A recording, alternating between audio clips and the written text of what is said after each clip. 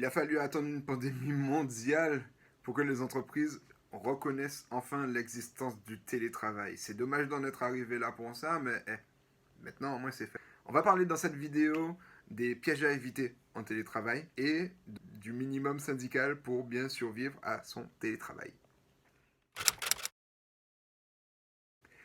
Salut à tous, c'est Régis de Entre Programmeurs, la chaîne des développeurs qui font la différence. Sur cette chaîne, je vous parle des soft skills dont vous avez besoin pour avoir la carrière que vous méritez. Et aujourd'hui, donc, la vidéo s'appelle Guide de survie en télétravail pour développeurs. Comme beaucoup d'autres, on a été enfermés chez nous.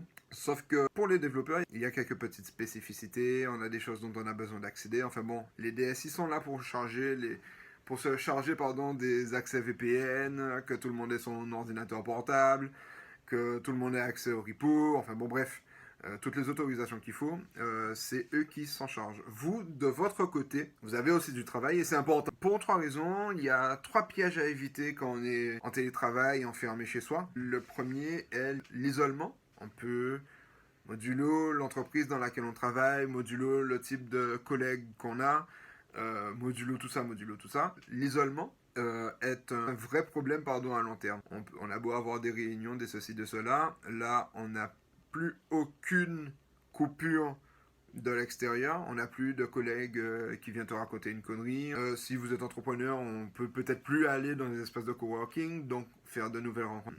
Se retrouver tout seul, au début c'est génial parce que ouais, il n'y a plus personne pour m'arrêter, pour m'interrompre, je vais être super productif. La vérité c'est qu'au bout d'un moment, ça pèse, c'est tout. Et on va voir comment on règle ça. Le deuxième point, la tentation. La tentation de quoi? Ben, tu as ta télé qui te regarde, tu as la PlayStation qui te sourit, tu as le lit qui t'appelle. Ce sont d'autant de tentations auxquelles il faut prêter attention. Hein. Je sais que vous êtes sérieux et que vous n'allez pas forcément y succomber, mais le risque est présent malgré tout. Et le troisième piège à éviter, c'est le débordement. En mode, je n'arrive plus à faire la différence entre ma vie privée et ma vie professionnelle. Ça, c'est peut-être le...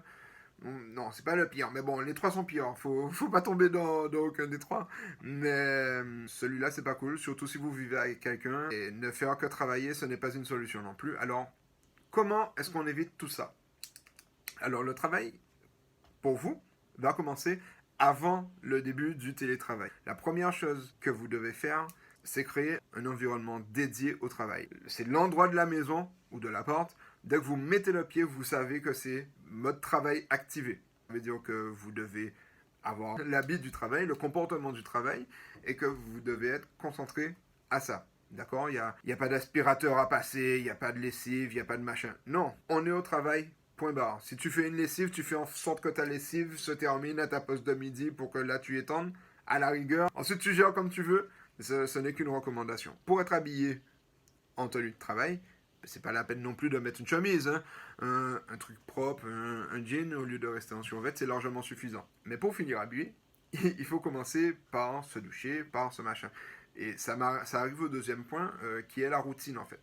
On peut se réveiller plus tard. D'ailleurs, ça sert à rien d'être en télétravail si on n'en profite pas un petit peu. Donc, au lieu de te lever à 6 heures pour aller prendre les transports ou la voiture, tu peux très bien dormir plus tard, mais ça n'empêche pas que pour rester sain d'esprit, j'ai envie de dire, garder sa routine matinale, c'est important. D'accord? Tu te réveilles, tu prends ton café, tu prends ton petit déjeuner.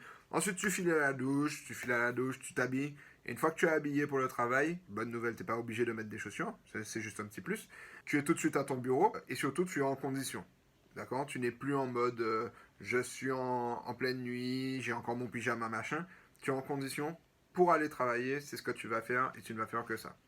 La deuxième, j'ai perdu le compte. Après, une fois que ça c'est fait, il te faudra communiquer. La communication sera un des points importants du télétravail pour 2 raisons. De un, pour qu'on ne s'inquiète pas pour toi. D'accord? Si tu donnes pas de signe de vie, on peut penser qu'il t'est arrivé quelque chose. Enfin bon, tu as quand même pour obligation de tenir au minimum au courant ceux pour qui tu travailles, de ce que tu fais, où tu en es, etc.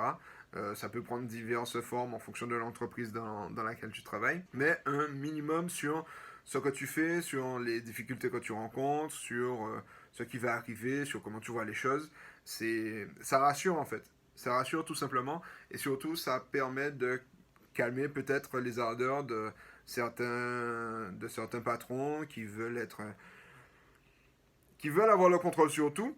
Sauf qu'avoir le contrôle sur quelqu'un qui a plusieurs kilomètres et qui est chez soi en plus, ça peut soit, comment dire, euh, évoquer des vocations de manipulateurs, de je t'appelle toutes les 2 minutes, soit libre cours, fais ce que tu veux, je te fais confiance.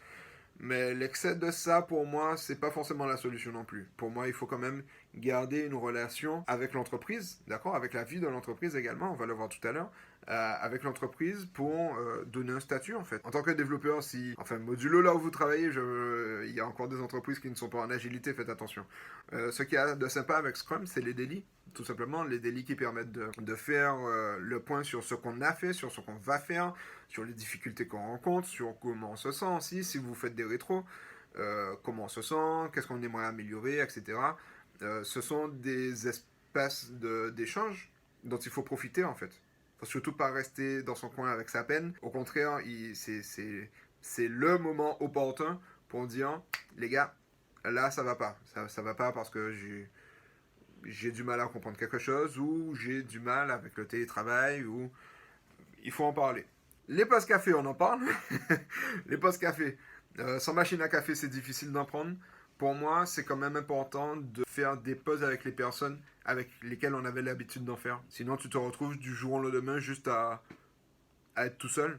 On revient sur le sujet de l'isolement. Donc, pas forcément tous les jours, parce que ça peut être pas naturel en fait. Ça peut être pas naturel, mais se faire une petite visio comme ça de temps en temps, en mode chill, on déconne, on se prend 15 minutes pour raconter tout et n'importe quoi comme d'habitude. Ça éclate un peu la bulle en fait. Ça éclate un peu la bulle. On n'est pas là que pour travailler entre nous.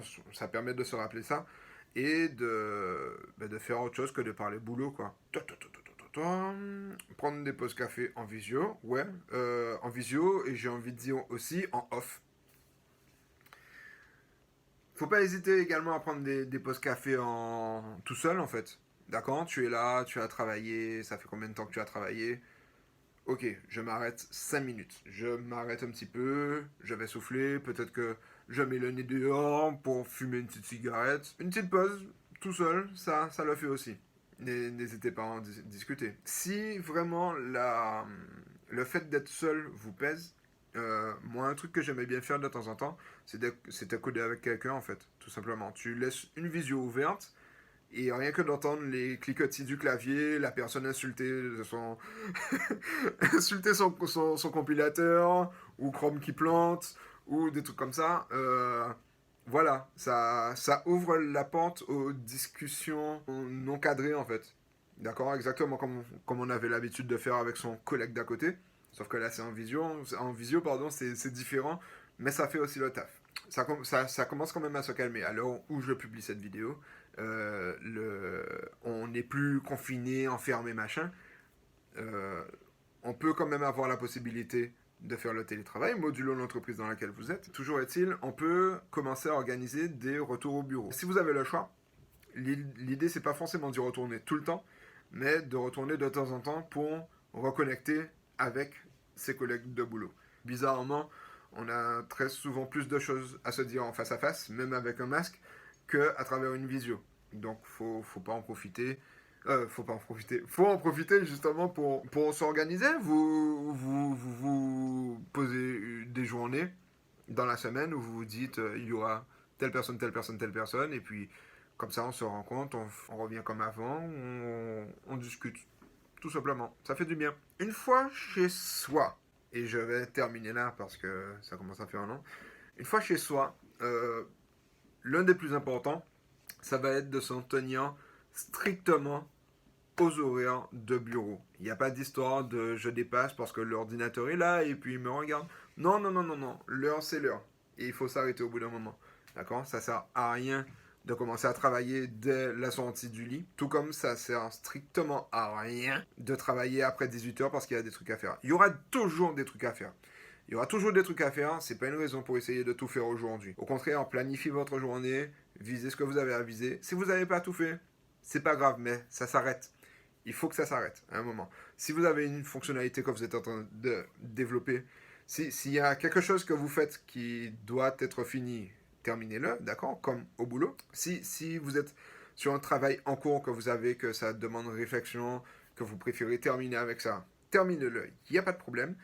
Mais à 18h, ne commencez pas une nouvelle chose. À 18h, terminez juste. Voilà, vous dites au revoir à tout le monde et vous fermez l'ordinateur. Le reste, ça sera à voir demain. Ça ne sert strictement à rien d'autre que de cramer ses piles, de surtravailler juste parce qu'on le peut en fait. L'ordinateur, il est là, il va rester là, il va pas bouger.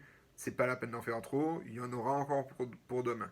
Il n'y a pas à s'en faire sur ça. Et c'est tout pour cette fois. Donc, je ne sais pas ce que vous en avez pensé. N'hésitez pas à me dire en commentaire ce que j'ai oublié. D'accord? Ce que vous en pensez également. Comment vous vivez le confinement? Je suis curieux de savoir ça. Donc, dites-moi tout ça en commentaire. Autrement, n'hésitez pas à regarder les autres vidéos, à liker, à vous abonner. Et à la prochaine fois.